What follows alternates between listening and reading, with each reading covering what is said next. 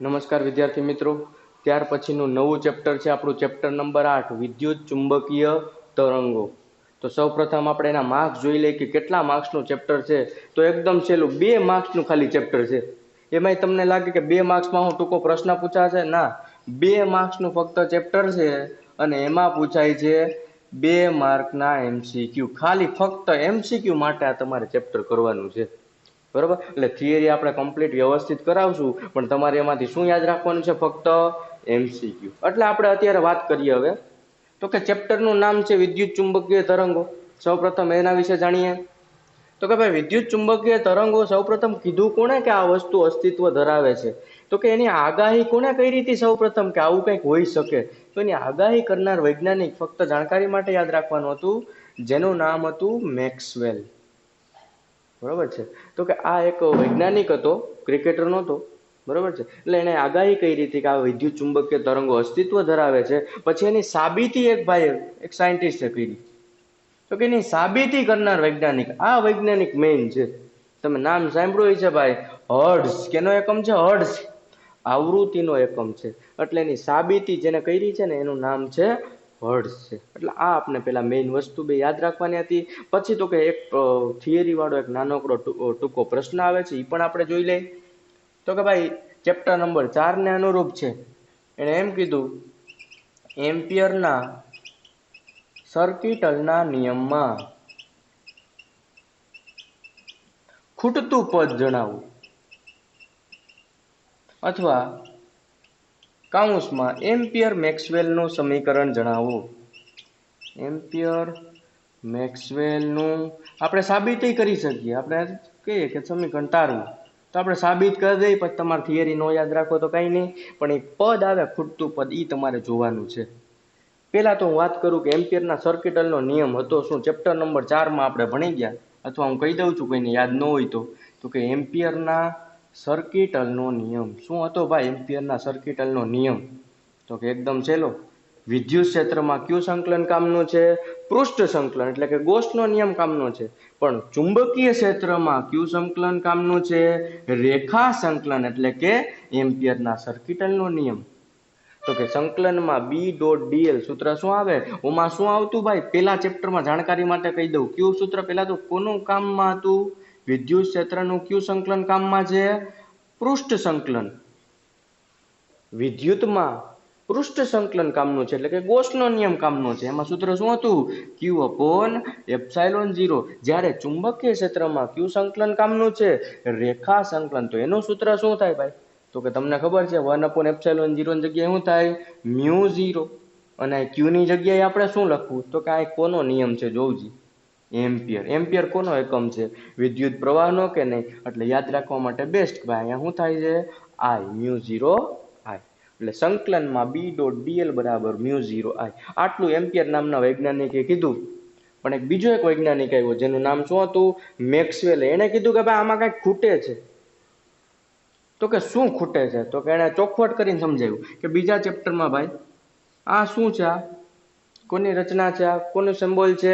હવે તો આપને ખબર છે, આગળ મેં એમ કીધું આ કોણ છે? આ કોણ છે ભાઈ?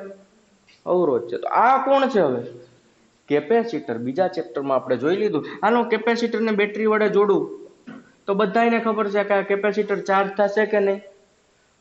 એટલે કે પરિપથમાં પ્રવાહ વહેશે કે નહીં? વહે ક્યારે? જ્યારે પ્રવાહ શું રચે? જ્યારે બંધ ગાળો રચે ત્યારે જ પ્રવાહ વહી શકે। પણ અહીં તો તમને દેખાય છે કે અહીંથી હાલો પ્રવાહ ગયો, ધારો કે આને પ્રવાહને નામ આપવું I, અથવા IC, પરિપથનો પ્રવાહ છે એમ નામ આપવું। હવે તો કે અહીંયા પહોંચ્યો, જોજો પ્રવાહ। હવે તમને તો ખબર છે કે અહીંયા વચ્ચે તો શું હોય? જગ્યા હોય। તો અહીંથી અહીંયા જાય કેમ પ્રવાહ? તો એના માટે, અથવા તમે એક વસ્તુ છે કે અહીંથી આપણે ગયા, અહીં વચ્ચે નદી છે, તો નદી કાંઈ ઠેકીને થોડી એમનેમ જવાય, એના માટે કંઈક વસ્તુ તો વાપરવી પડે ને। એના માટે આપણે હોડીનો સહારો લઈએ। એમ અહીંયા વિદ્યુત ભારને ધન વિદ્યુત ભારથી ઋણ વિદ્યુત ભાર પ્લેટ તરફ કોણ લઈ જાય? તો કે અહીંયા લઈ જાય વિદ્યુત ક્ષેત્ર નામની હોડી લઈ જાય, જેને અત્યારે એટલે કે આપણે હોડી તરીકે કોનો ઉપયોગ કરવાનો છે? વિદ્યુત ક્ષેત્રનો। એટલે કે આ પ્રવાહ રચાય ને આ પ્રવાહ રચાય, બેમાં ફેર રહી છે કે નહીં? આમાં તમે સ્પીડમાં જઈ શકો, આમાં તમારે ધીમે ધીમે ગમે એમ કરીને નદી આરામથી પાર કરવી પડે કે નહીં? એટલે આ જે પ્રવાહ રચાણો અહીંથી અહીંયા સુધીનો, જેને આપણે નામ કહીએ છીએ આઈડી, જેને કહેવાય સ્થાનાંતર પ્રવાહ. જેને કેવો પ્રવાહ કહેવાય? સ્થાનાંતર પ્રવાહ. એનો મતલબ પરિપથમાં કુલ પ્રવાહ ખાલી પરિપથનો નથી, બીજા કોનો છે? અહીંથી આ કર્યો ઈ પણ પ્રવાહનો આવે કે નહીં? એટલે બે પ્રવાહનો સરવાળો આવે. એટલા માટે એણે કીધું કે પરિપથમાં કુલ પ્રવાહ I બરાબર ફક્ત IC એટલે કે પરિપથનો પ્રવાહ નથી, વત્તા કોનું ભાઈ મહત્વ છે?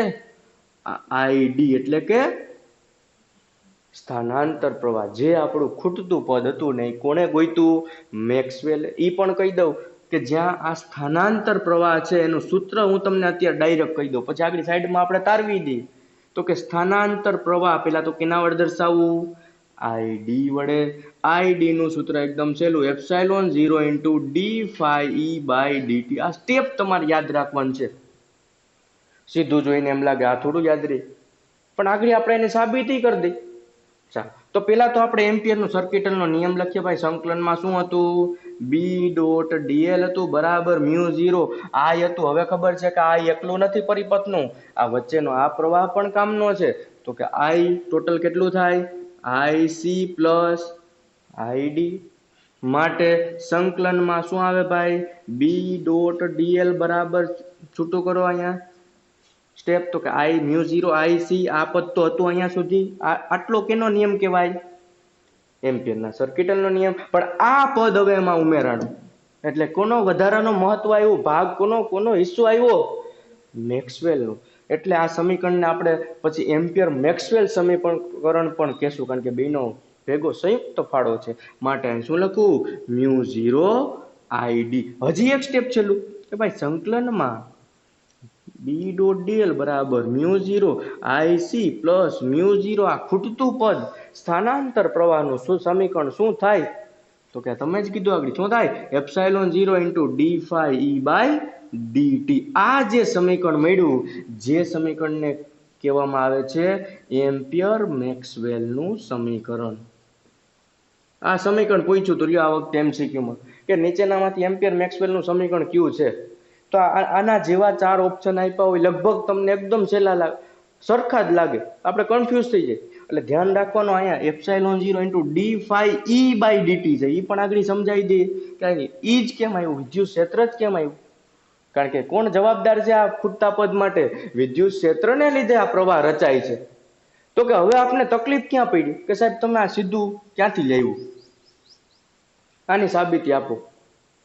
તો કે એની સાબિતી આપી દે. હાલો સાબિત કરવું છે કે અહીંયા હું લખું, સાબિત કરો કે ભાઈ આઈડી બરાબર epsilon 0 into d phi E by dt. આ સાબિત કરો. હાલ તો કે આ ઉપર કાં તો તમે ડાબી બાજુ બરાબર જમણી બાજુ સાબિત કરો, અથવા જમણી બાજુ બરાબર ડાબી બાજુ સાબિત કરી શકો.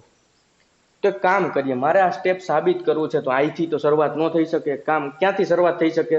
ફાઈથી. અથવા આને હજી થોડુંક સિમ્પ્લિફાય કરી દઈ તો આ એટલે કોણ? યાદ કરો, ડી ક્યુ બાય, થાય કે નહીં? આ એટલે ડી ક્યુ બાય ડીટી બરાબર શું થાય? Epsilon 0 d phi E by dt. એટલે આટલું આ હું સાબિત કરી દઉં ને તોય મેં આ સાબિત કરી દીધું કહેવાય.